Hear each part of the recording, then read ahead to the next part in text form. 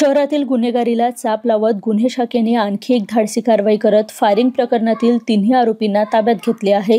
फ्रेझरपुरा परिसरात फिर्यादी अयान शेख आणि त्यांचे वडील यांच्यावर तलवार व बंदुकीसह प्राणघातक हल्ला करण्यात आला होता। या प्रकरणाने अमरावती शहरात एकच खळबळ उडाली होती।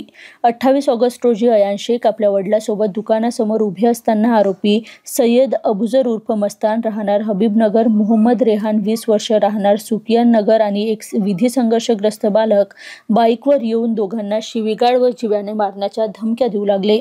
फिर्यादीच्या वडिलांनी शांततेने बोलण्याचा प्रयत्न केला असता आरोपी अबुजर याने कमरेतून बंदूक काढली तर रेहानने तलवार हातात घेतली आणि गोळीबार करून प्राणघातक हल्ला केला।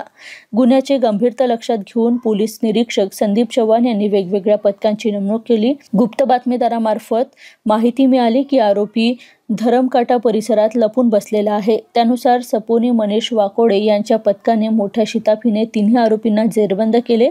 चौकशीत त्यांनी हल्ल्याची कबुली दिल्यानंतर त्यांना पुढील तपासासाठी फ्रेझरपुरा पोलीस ठाण्याच्या ताब्यात देण्यात आले आहे।